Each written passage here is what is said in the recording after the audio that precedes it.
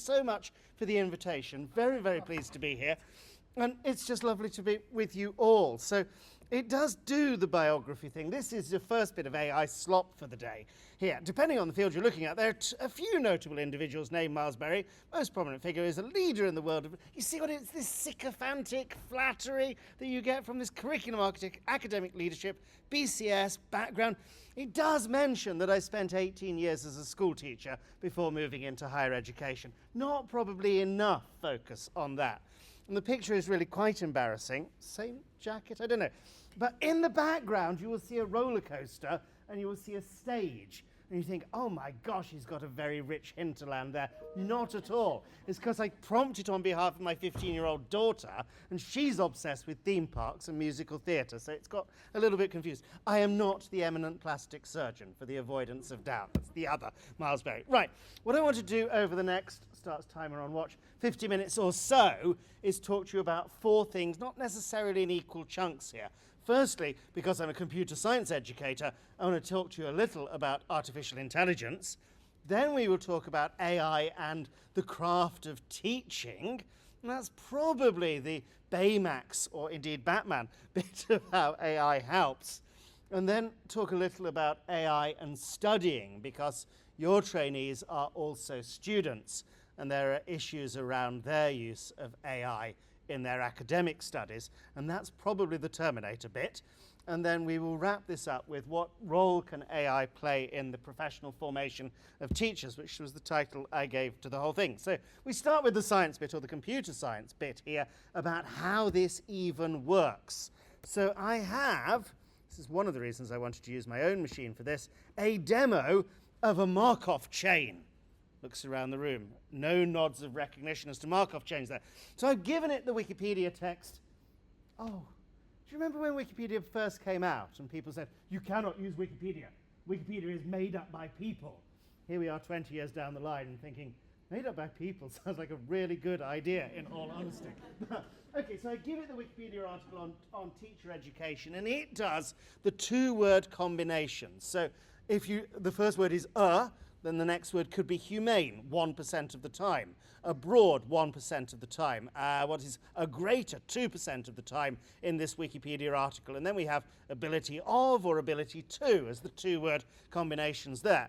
And if I then say, choose the first word, and then use these probabilities to determine what word comes next, you get, and then you've got the previous word, and then use the next word to determine what comes next, and do that in a sort of iterative way, you get something that looks like gibberish, really. A personal and a teacher educators include knowledge and another set of the teacher educators. Promote the requirements of teachers should be evaluated through which teacher training. It sounds like English words, but it's certainly not English grammar.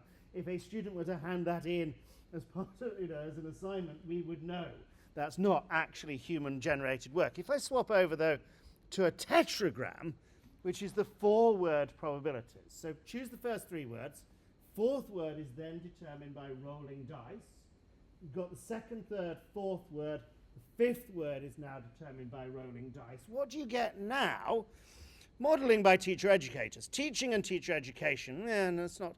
okay. Concluded that to model what they teach, teacher educators need expertise in curriculum development and assessment. The wider context of teacher education, such as national colleges, it's now starting to sound all too plausible. And this is just rolling dice and choosing words. 3 words, 4 words at a time there. And that's essentially how all of this works. Let's take this up a level and look at a few more words at a time. This is using a large language model. So I get it started. I give it the first sentence here, first phrase here, 5 ways to improve teacher education using AI, and then it goes off using that roll dice, choose the next word, and puts down a random word each time. No longer just 4-word combinations.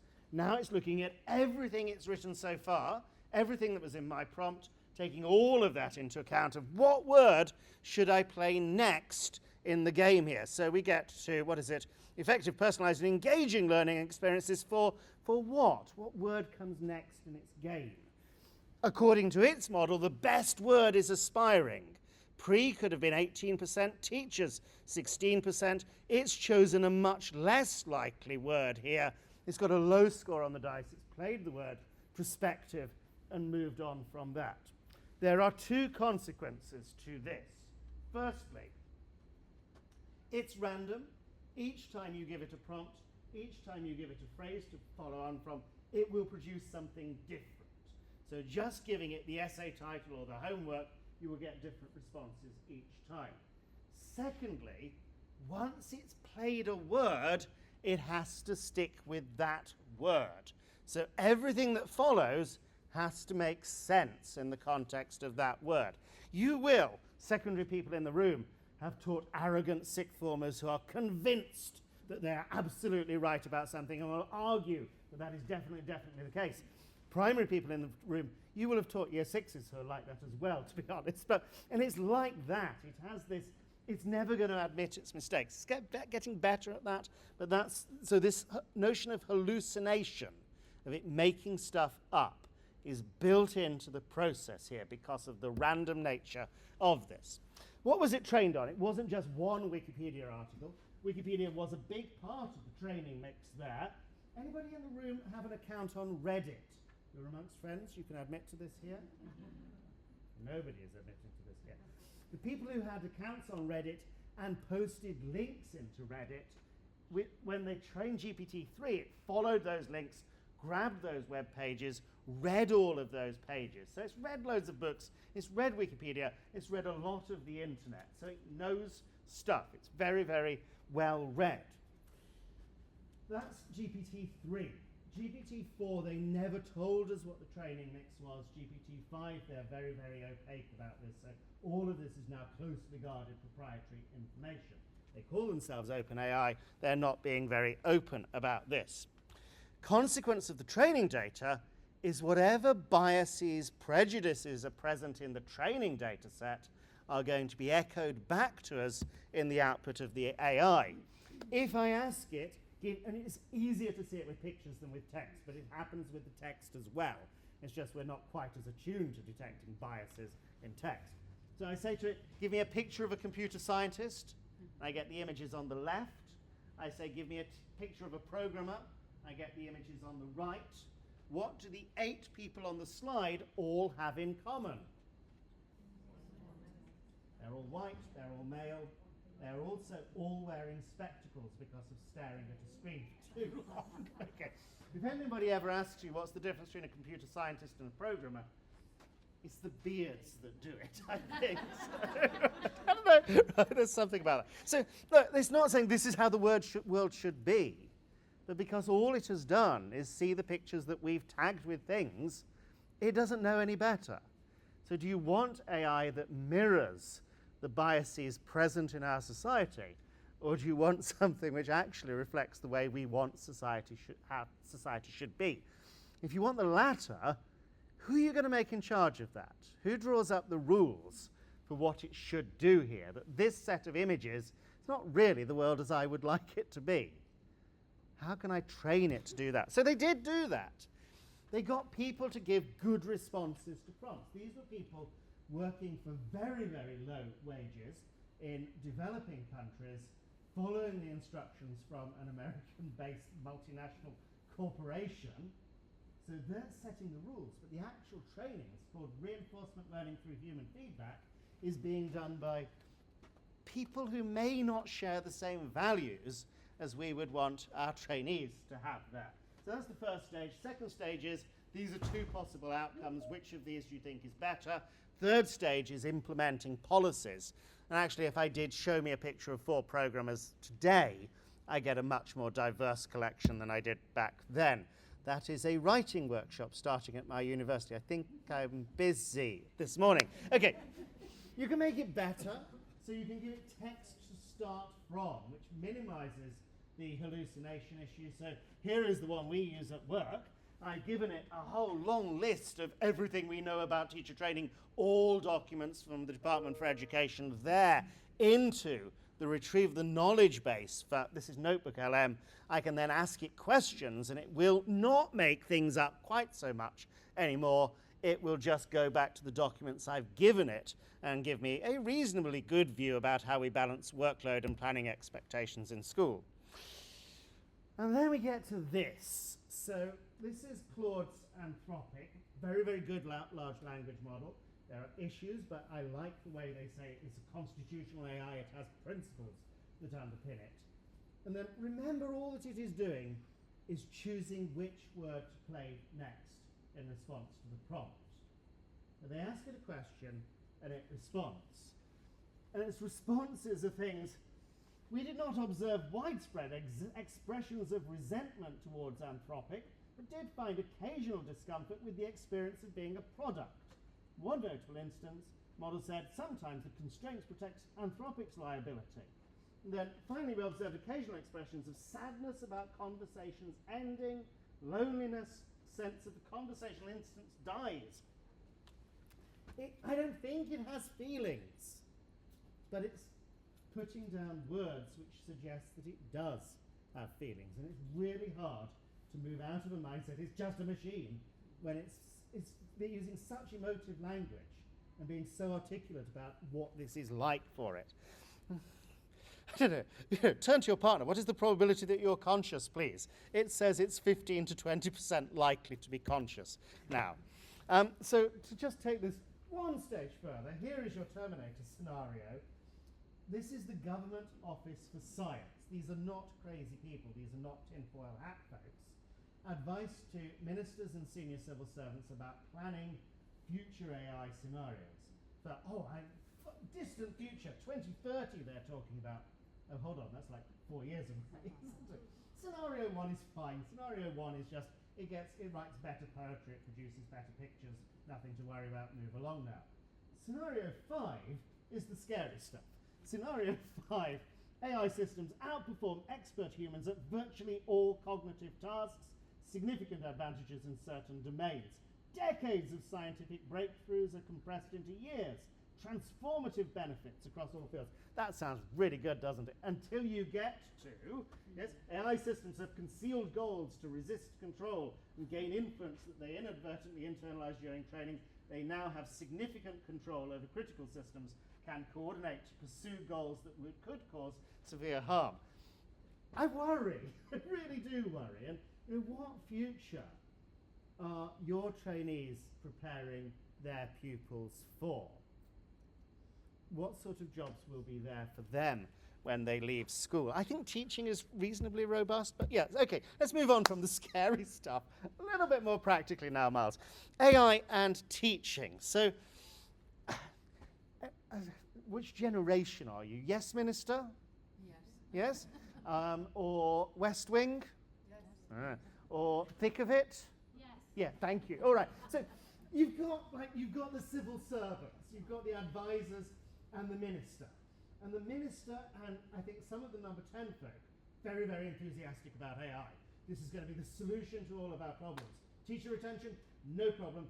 Teachers will have an AI helping them, all of the dull bits of their job. They can just leave the AI to get on with those whilst they, I don't know, have lovely warm conversations with the individual pupils and teach as it was meant to be. Then there are other civil servants. We will turn to them later. Anyhow, the enthusiasts say this will save time. You'll be able to do things like creating educational resources, doing lesson planning, yay, lesson planning, doing tailored feedback and revision activities, administrative tasks, letters to parents. They email the school. No, they get an AI to write an email to the school. The school can then get an AI to write the email back to the parent. You know how it's going to go. So DfE got the focus groups together, or they got faculty to get the focus groups together. Where do you see the easy wins with this? Where is the low-hanging fruit? Lesson plans, feedback, question generator. Who likes writing multiple choice questions to put into a Kahoot quiz? Send support is interesting. Essay marking sounds like a really good win from my perspective here. So here's one of them. Do you remember Oak Academy? Anybody still using Oak Academy resources? Oak spun up during the pandemic, a group of relatively traditionalist teachers producing a curriculum online for everybody that they could access from home. Oak therefore have a taxpayer-funded complete curriculum, which makes that retrieval augmented generation I showed you about ITT policy, look trivial. This can produce a lesson plan based on Oak's lesson plans from, or lesson resources from the pandemic. So it will create a lesson with AI, lesson plan, slide deck, two quizzes, yeah, and a worksheet. You click the buttons, you answer a few questions, and you get something that looks like this. It's oak, so you would expect it to be relatively wooden, I know, but it breaks the thing down into 3 learning cycles without any trace of irony, explaining copyright and intellectual property. Don't worry about that. We've got the keywords in there, we've got misconceptions and common errors. So it's done a lesson plan. What's not to like about this? How would you use this as a mentor? Would you say, teach this lesson? Go on then, have a go. Or would you say, what's wrong with this lesson plan? Would you want your trainees using an AI-generated lesson plan as is, with some adaptations? You know, this seems a lot quicker, really does. And, you know, is this better than somebody who has never taught before in their life would be able to do in that first week of the course? Maybe, maybe not. Okay. NFER were commissioned by EF to do the evaluation of this, and it turns out getting AI to write lesson plans saves teachers time.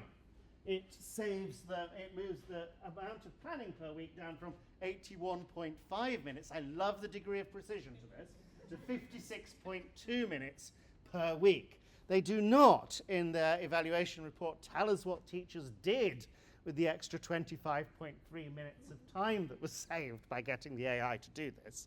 They reassure us that when an expert panel of educators looked at the 2 sets of plans, they didn't think one was better or worse than the other. So the AI has generated plans which were as good as what teachers would produce for themselves.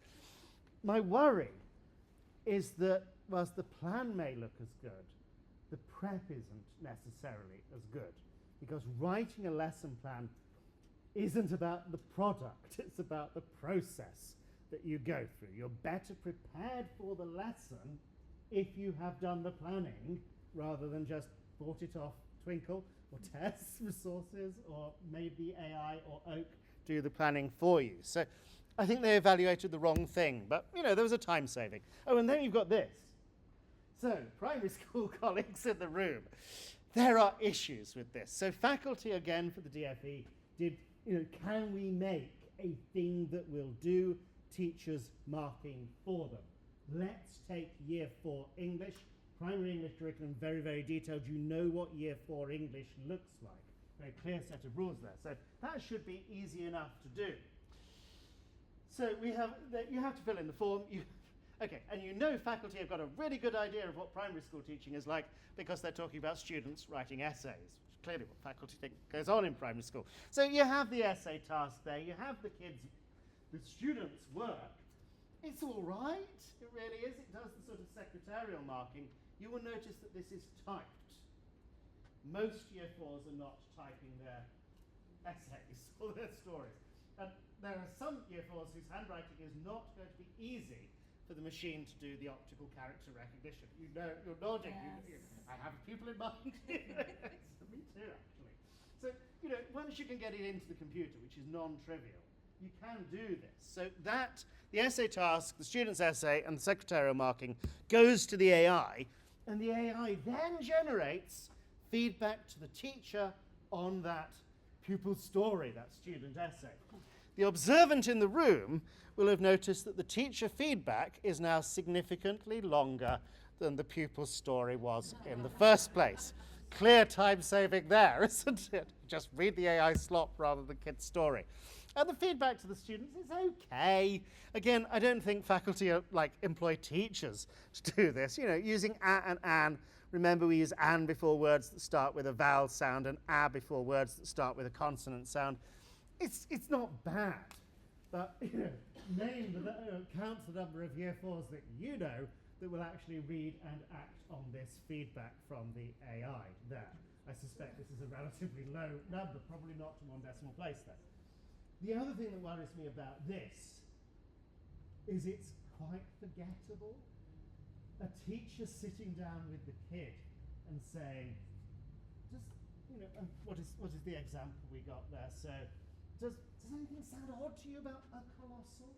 Does that sound like the way to say it? How would we normally say that? And, talking to them about, we use am for, sorry, what is it? I'm getting it wrong. So, the conversation with the teacher saying, I've read your story, I love the story, it would be even better if you did these things. I think most Year 4s, and indeed most pupils, students, whoever, trainees, would act on feedback from a person in a way which they may not from a machine. Okay, so here is your Sir Humphrey, or your Josh Lyman, or your Malcolm Tucker talking to the minister and saying, Minister, that's a very, very courageous decision. What if something were to go wrong? Bridget Phillipson, responsible for the education of about 6 million kids. A 1 in a million chance will affect 6 of those kids, on average. And that risk of something goes wrong with this is something which I'm grateful the DFE actually do care about. So yeah, there's an easy win for teachers, save time. But anything which is facing the kids themselves, what if it resulted in actual physical or emotional harm to the kid? What if just using these things makes your brain melt because you're not doing any thinking yourself? So DFE are being very, very cautious about pupils' use of this, or at least initially they have been very cautious, and are advising schools, do not rush into this. And I think trainees ought to know about this advice. So if you are going to do this, data protection, keeping children safe in education, intellectual property law, all applies to any use of these technologies. Our friends at Ofsted, that normally gets a cheer. Never mind, I'll move on. Okay, right. Our friends at Ofsted, they say, there's nothing there about schools should be using AI. But if they find that kids are using AI, then they would expect leadership to know about this, and they would expect leadership to have a policy about this, and they would expect the kids to be following whatever it says in the policy. So the simplest policy is kids shouldn't be using these tools. It really is that clear. But if they are, then that needs to be something which leadership are taking charge of in a sensible way. If teachers are using this, then teachers ought to be using it in a responsible way as well. So it's that time of year, isn't it? Could you write me the end of term report about this pupil, these are their marks, here is an example of their work, get on, do it, and I'll send that to the parents and pretend that that's the report I've written. Huge issues with this, yeah? Personally identifiable information. If it is the school's own license with Copilot or Gemini, probably one of those two, you're probably okay because it's no different using the AI in that context to doing your reports on Office 365 or Google Docs. It's still within the school's agreement, service level agreement. But if it's a teacher going home and prompting ChatGPT to write a report about this kid, that's a data breach, yeah? They've not got permission to do that. So I'm not saying immediately the police will turn up, but there are issues around this. And DFE guidance is very, very clear about you don't do this unless it's on a school-provided system. And I think rightly so. And, I don't know, EHCPs take forever to write. And EHCPs generally include quite a lot of very generic advice. This seems like an easy win for the AIs. But I kind of want, if a kid gets an EHCP, that there's been a meeting of all of the people who care about the education and health of that child talking about the child rather than just prompting an AI to write me a generic EHCP on this. Secondary particularly, you know, secondary folks, that there are rules around what can go into a non-exam assessment. JCQ are very, very clear about this, that any AI use must be acknowledged. And JCQ go a lot further than most higher education places do and say the kid does not get marks for the work that was the output of the AI. And I think that's actually a not entirely ridiculous stance. Curriculum and Assessment Review says, yeah, we've seen this AI stuff, it's really scary, so we're not going to get rid of exams. Remember, Becky Francis's idea was this is evolution, not revolution. A lot of folks thinking, assessment is the worst bit of the whole system there. Let's move away, let's trust teachers, yeah? No, because of in part because of the AI problem. We will continue to bring kids into big rooms at the hottest time of the year and check their IDs or whatever, and watch them whilst they write answers for at least a little while on paper, possibly on screen.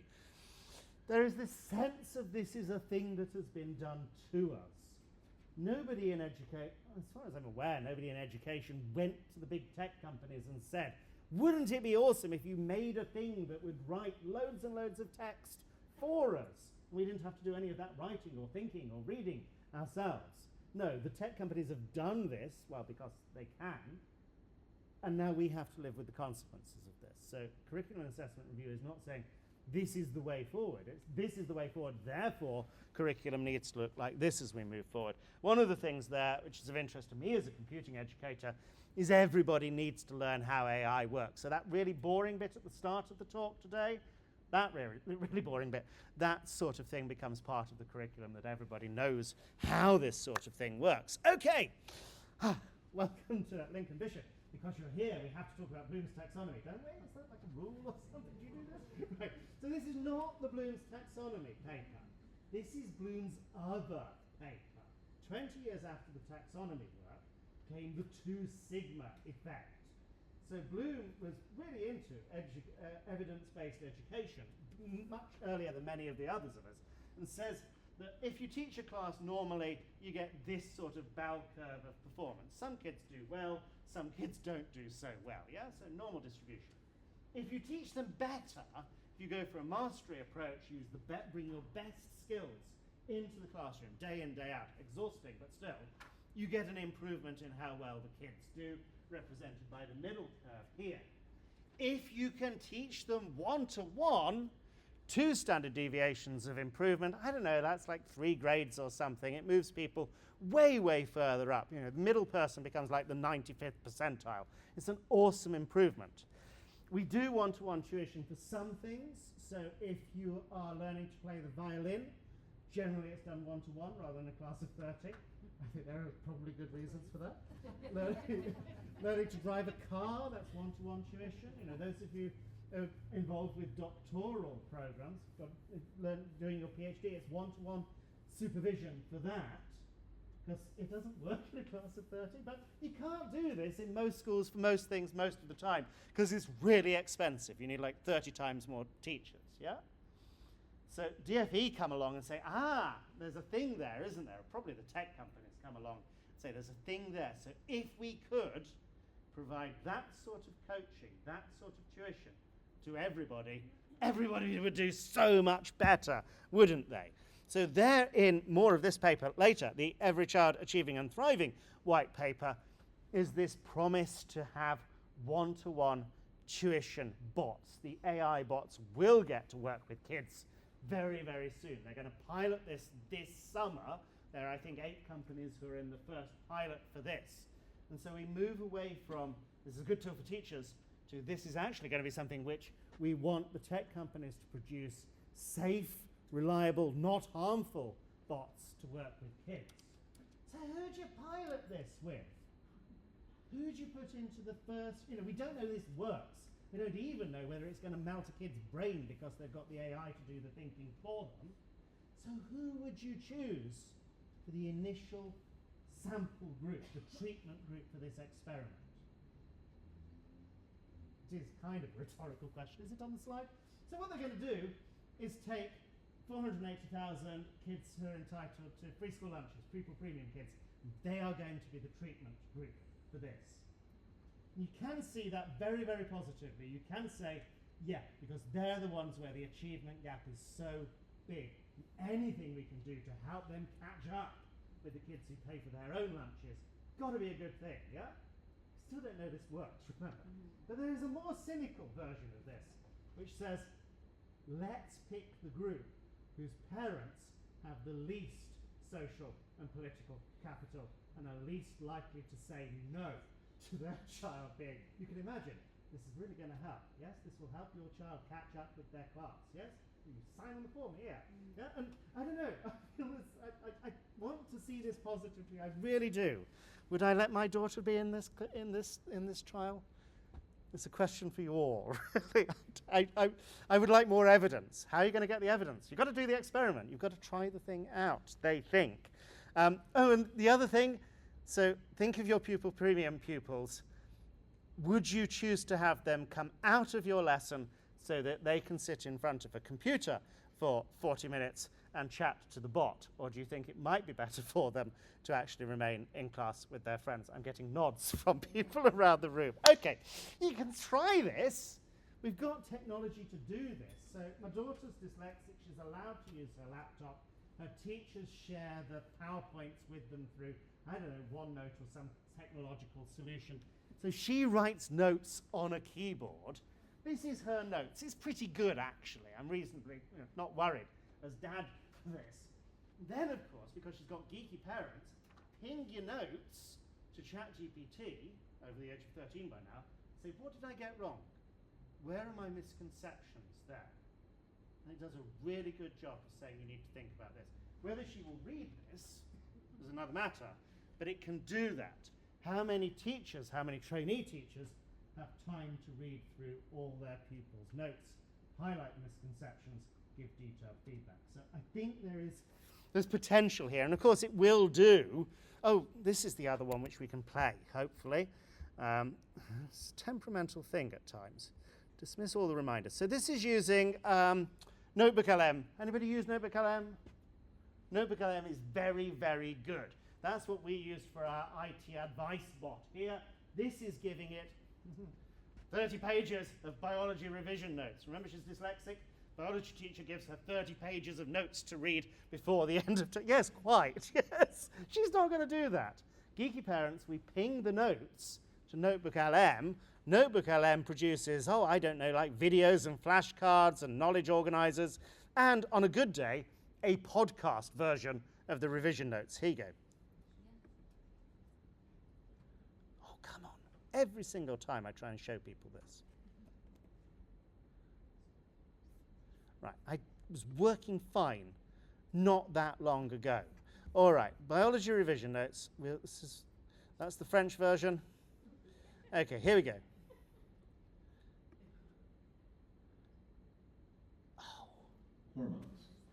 Hormones. Specifically, adrenaline. Ever get that sudden burst of energy when something scares you? Oh yeah, everyone's felt that. That's your body's fight or flight response kicking in, powered by adrenaline. Your heart races, you breathe faster, your muscles are ready for action. So it's like our body's emergency response. And it goes on. I'm not going to play you the whole thing, but I'm so glad we managed to eventually get it working. These two incredibly enthusiastic American accents talking about these 30 pages of biology revision notes. This makes it so much more accessible for her. She can listen to this on the way to and fro school, and I think does reasonably well in the test at the end of this.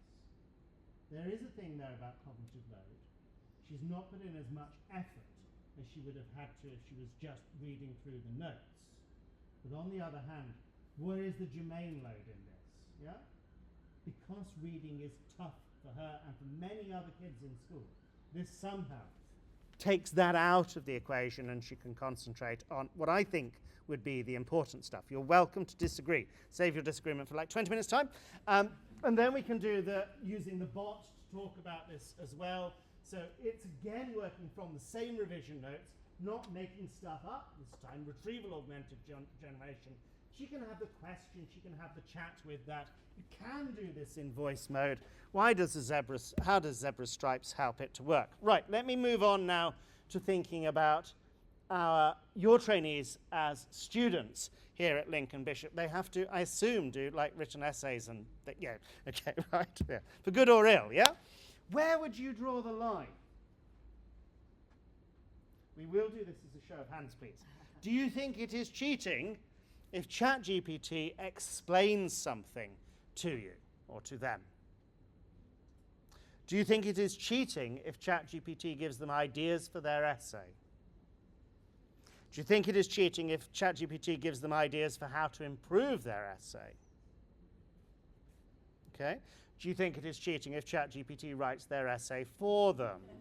Okay, so there is a very clear, bright line, yes?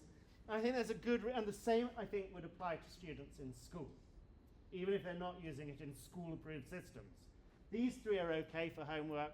This one definitely is not. And there's a good reason for this. If a student comes to me and says, could you explain this to me? It's not in the job description. I kind of don't have much alternative, but yes, I will explain it to you. If a student comes to me and says, could you give me some ideas for how to get started on my essay? I might say, have you actually read the brief? But then I will give them some ideas for how to get started with their essay. If they care about it so much that they want my feedback on a draft, not on my workload. I can't generally, I can't do this for everybody, but I will make time to do that. If a student comes to me, turns to their friend, or goes to their parent or whoever and says, could you write my essay for me? They know what the answer will be. There's a very clear, bright line for them too. They know they're crossing a line. They might find an excuse for this, but it's definitely the case. So we've got lots and lots of other examples of how they can use this positively. I make them read journal articles, one for each week of the course. For some, just like it is for my daughter, that's a big ask. Pinging the article to Notebook LM. Notebook LM will do the podcast version of this. We'll give them the flashcards on this. I would rather they had spent 15 minutes listening to the Notebook LM podcast than not engage with the reading at all. I have colleagues who would very much like them to still do the reading, please. There's value in this. And then subject knowledge. So I go in and observe this lesson on breadth first versus depth first search, technical thing here. It's a long time since I've been familiar with this content. On the walk to the school, I just have the chat with my phone about, can you explain the difference of this? It is a conversational interface there. And if you ever have trainees who are struggling with the subject knowledge, do encourage them to just get the learning coach. No, ChatGPT, Gemini, this would have been, to explain it to them. When it comes to academic assessment, this is our policy, not Lincoln Bishop's policy. We are very, very clear that they must acknowledge all use of AI, just as they should other help. So we've now got to the point where, just as for a PhD thesis, they start with a page of acknowledgement saying how wonderful their supervisor is, we now have that routinely for all assignments and saying who's helped with this. Here is one. I'd like to thank my fellow student teachers for weekly discussions over lunch on Wednesday. Professor Marsbury provided helpful feedback on an early draft. Sam here sounds surprised by that, but we move on. Okay. I also consulted ChatGPT for helping with a charitable interpretation of Teague and Lister's 2014 work. They talk about instruction being at the concrete operational level. I asked ChatGPT how I might identify such instruction and instruction at other levels. The interaction is pasted as Appendix 2. I think this is awesome. This is not cheating. There's no academic misconduct here. And he shows me in Appendix 2, as promised, this is what he prompted, this is how it responded, and he's used this to help him understand this material. And I think, if more of them did this, I'd be fine. Here's another one. This one was, I want you to investigate whether an approach to assessment promotes pupils' progress. So John here gets it to write the multiple choice quiz for his lesson. It comes up with a good set of questions. He says to it, he prompts it with Bloom's taxonomy in mind. Hey, can you make up a 20-question MCQ on this? Even spread of the items, the questions should become steadily more demanding. It's a good prompt.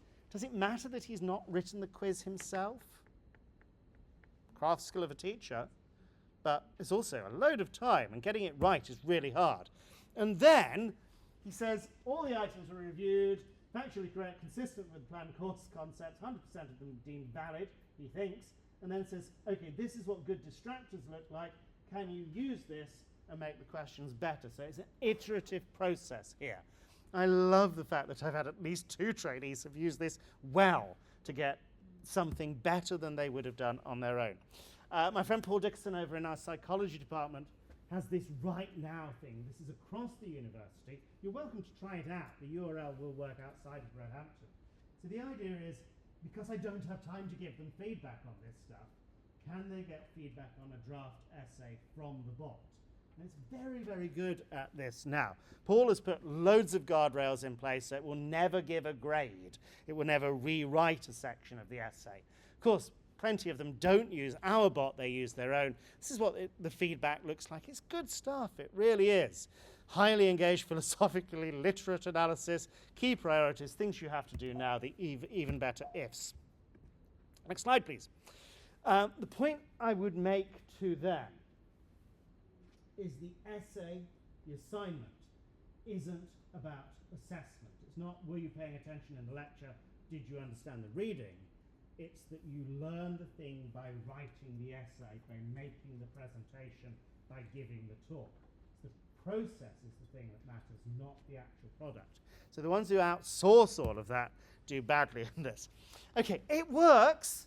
ChatGPT will write a very good essay, particularly if they get better at prompting it to do so, but they don't learn from the process here. There's this cognitive laziness that comes about. It does kind of melt their brain if they use it too much, that they don't learn as much if they don't do the work themselves. This is not new. This is an earlier technology that somebody was writing about.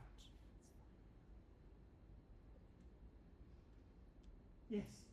Do you know who the quote's from? No, but it's very, very old. It is very, very old. 2,500 years ago, Plato puts into the mouth of Socrates this idea that writing is harmful.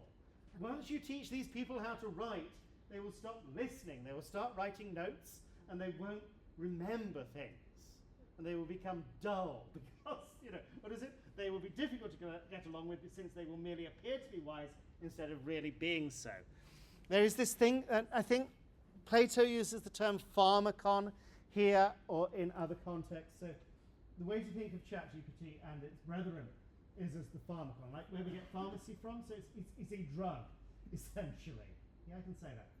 And a little bit of a drug, in certain circumstances, the avoidance of doubt, is actually a very helpful thing. Taking an aspirin, taking a paracetamol, it's not going to do you harm. It will take the headache away. Yes, we get through things with these things. But taking lots of that is really not a good idea. It's really not. And so Plato is arguing that, a little bit of this is okay. And I think we can see that that's probably the way to think about these AI tools, that to help with this particular tricky thing, okay, to become reliant on this, to become addicted to this, is going to be a harmful thing. This is Lincoln Bishop policy. So I'm not quite sure what you mean by drawing down text. Is this Control-C, Control-V that it's referring to here, where they copy and paste the slop generated by the machine? So it's treated here as plagiarism. If they pass off the work of the AI as if it were their own without acknowledging that, then this is seen as academic misconduct. You're working in schools. Would you want a new colleague applying for an ECT post to be joining your staff if you knew they had cheated on their PGC essays? Would you refuse them the post? I'm guessing you're sufficiently desperate to staff many schools that if it's a parking fine, that's okay. Really, yes? Speeding ticket? Yeah, you admit to it on the form. Probably don't admit to it on the form, yeah? It's not grounds for dismissal, to my mind. Drunk in charge of a car, drink driving. I think we would think twice, yeah? So where do you put on this things that are bad in the future? This lack of integrity that I think, cheating on an academic essay represents. You won't necessarily find out. I don't think you put it on references. Oh, and by the way, they cheated on their essay. But there is an issue around this. Part 2 of the teachers' standards say they must uphold the public's trust in the profession by, long list, not undermining fundamental British values. It is interesting that the list of fundamental British values drawn up by politicians do not include honesty and integrity. Right, okay. So if we think of academic dishonesty, academic misconduct, as if it were fraud, that people commit financial... Thank you. Right, people commit financial fraud, firstly, because they're motivated to do so, and similarly academic misconduct. I want to pass. I want my PGCE. There is a motivation to that. They also manage to convince themselves that this is okay. There's a good enough reason for this. What matters is my working class. Yeah? Having to write essays, not important. Yeah? So they rationalize this in some way. And they also see there's an opportunity here. There's always been an opportunity. Yes? Ask a friend to help you with the essay. Yeah? Pay somebody to write the essay for you was a big problem until, 4 years ago, then we got a machine that would do it all for free. We've massively increased the opportunity for academic misconduct. And whereas the essay mills you could not really trust the essay mills. We had occasions of one essay mill wrote to our dean and said, this student has not paid their bill for cheating on the essay. The student didn't pay the bill because it was a rubbish essay they got back. But, you can't trust an essay bill. You can trust maybe you can trust the AI. So there's an issue around the opportunity. What I'm taking this away and saying, we will catch you, it's really hard. The AI detectors are not reliable. But nevertheless, the threat, if students think there's a reliable AI detector, they're perhaps less likely to cheat, even though we know there is no reliable AI detector. The rationalization is what I want to remove here, that some of what you're paying for in the 9,500 is the experience of struggling with an essay. This is where learning takes place. Value this. It's worth going through this struggle because you will be a better person and a better teacher if you do. Stock photo teacher on the right here is wanting to see whether learning has taken place. Yeah? Cannot examine their brain directly. All you can do is look at proxies of this, the answers they give to questions or a piece of work that they produce. The problem for us at the moment is the work is no longer necessarily the proxy for learning has taken place for their brain, because you don't know it's their work anymore. Especially, I don't know what it is here, but our students are entitled to anonymous submission, so we don't know whose work we are marking. I can mark the essay easily, well, not that easily, but I can't mark the student because I don't know whose work it is I'm marking. Right, 4 minutes. Okay, AI and training. So some of you may remember this Brexit thing that we went through about 10 years ago. I don't know. If it weren't for Brexit, we would be subject to the EU AI Act. The EU AI Act says if you're working in an organisation that's using AI, you have to be trained in how to use the AI. A Brexit bonus is that this does not apply in this country. There's no legislation which says you have to be trained in this. We do, however, have encouragement from the DFE to do this. So DFE commissioned Chiltern Learning Trust Chartered College of Teaching to pull together some really quite good training materials around safe and effective use of AI. Not all of it is quite good, to be fair, but the rest of it is not bad. And it's not bad. It's really not at all bad. There's a certificate at the end how you use this. But I would not be surprised to see this coming into initial teacher training before long. This year is the first year since 2012 when we've had some reference to technology in the curriculum for initial teacher training. Some of you may be old enough to remember those ICT skills tests you had to get. Yeah. I'm not going back there. Well, could you imagine them coming up with an AI ICT skills? No, we still do that. But this time we have got 2 bits of the core ITT ECF which talk about adaptive teaching for SEND. They promise a revision for this in 2027, not long now. So my prediction is that the new version of ITT ECF will include at least some of those Chartered College of Teaching, Chiltern Learning Trust things. So there will be an expectation that new entrants to the profession have been told something about this, and they keep the kids' data out of there would be part of this, and don't trust it, don't let the kids use it badly. I want to just talk a little about ways we can bring this into the training itself. So in the Market Review 2021, there was this notion of coming out, the ITAPs, yay, the ITAPs, having these approximations of teaching. So we have a thing where we make them, as a professional studies group, they have to bring the rest of the group into the classroom and get them settled down. And I have a colleague who makes every single one of them practice that, not my professional studies group. So, there is this. I've spun up this quite fun thing. Have we got this on here? I make this a little bit larger for you. So, I don't know, what's my behavior management scenario? Clearly the one I've done is already this thing about somebody is humming in the classroom. This may be triggering for some of you.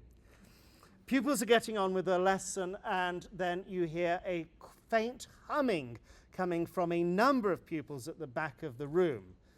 What are you going to do about this? So I've phrased it badly. It's supposed to spin this up into a multiple choice quiz format. Do you remember those choose your own adventure books? Do you want to fight the dragon or do you want to run away from the dragon? So we will give it a moment or two to come up with this. Okay, classroom is quiet as pupils work on tasks. At the back of the room, low hum starts. That's what I told you. Quiet at first, designed to test boundaries. The atmosphere is tense as the murmur continues. And then what do you want to do next? Walk to the back row, stand near the group and look at their work without speaking. Use a clear signal for silence to the entire class. Speak in a low voice to a specific pupil in that group to ask if they need help with the task, or ignore the noise for now to avoid giving the disruption an audience. Do I have anybody who wants to choose one of the 4 options? You can give it a fifth, if you think none of those are good. A volunteer. Option A, thank you very much. Okay, walk to the back row, stand near the group, see what happens. Okay, it's thinking it over. As you walk to the back row, your presence alters the dynamics of the group. People stop humming and look down at their desks, pretending to read their workbooks. As soon as you turn your back, head to the front of the room, sharp collective snigger breaks out from the exact group, followed by a slightly louder hum. They're testing your consistency. A detention for the whole room at this point. So we can play the game a little longer. My guys had such fun with this. They, of course, deliberately tried to break the thing by me always choosing the worst possible outcome. Obviously, they failed to qualify because we're basing our judgments on our thing. But, preparing for these scenarios or thinking through what I could have done with the scenario as it was, to my mind, seems a reasonably good idea. Okay, we have to wrap up now. So where were the other things I wanted? Yeah. So I told you about Paul Dickerson's lovely essay review. We can do the same thing for lesson plans. So they write lesson plans and say you've got to get it to your mentor 24 hours in advance. Mentors, obviously it wouldn't happen at Lincoln Bishop, but occasionally some Roehampton mentors don't actually read the plan that's been handed to them. And, it's not a problem, really, is it? But that sense of there should be this professional dialogue about it if we're making them jump through the hoop. They can submit their lesson plan to a bot trained on the ITT ECF requirements and get feedback from the bot on the lesson plan. And of course, it does the sort of sycophantic thing. What do we have here? History of Python research task is engaging. Consider its alignment with your primary learning objective. Fair enough. I included excellent questions like, why do we use an F string, that was a technical term, not a rude word, to further support standard 4? You might consider how to involve more pupils. So it's looking through the plan, and I hope this feedback is something which they could act on. Turns out, and this is my bot's analysis of the Oak plan that I shared with you earlier. And, what does it say are the areas for improvement? Does not explicitly describe how pupils' prior knowledge will be checked. Explanation sections list content to be covered, but does not indicate how concepts will be made concrete. One priority next step. The other thing is, the same bot turns out it will cope very well with the transcript of the lesson. So if they have permission to run an audio recorder in there and then get that transcribed as text, ping that to the bot and get immediate feedback, or get feedback on what happened during the lesson, which mentors are very, very good at giving, but not necessarily every single lesson. If a tree falls in the wood and nobody is around to see it, hear it, did he even make a sound? As a question you can discuss over break. So I give it the transcript of a lesson where I was the observer. It's very, very good, absolutely spot on with the feedback, with the areas for improvement. Priority next step, working through your next new concept with the class. Use a visible check for understanding. Notice the M dash here, asking pupils to hold up a whiteboard with their answers. So it's good, actionable advice. I come back to the same thing as I said about feedback to pupils on their stories. I think the conversation with the mentor after the lesson is more likely to be sticky. Oh, the bot liked my lesson. Doesn't make such a difference as my mentor thought. That was a lesson out of the book. That was a really stunning lesson. Bring it up in the phase profile or whatever the equivalents are here. And I think I've slightly overrun, but by my normal standards, that's really not too bad at all. If you want to see the slides again, the URL behind me will take you to the whole deck. Many of those have links to the things that I've been showing you. Do we have time for questions and argument? We do. Good.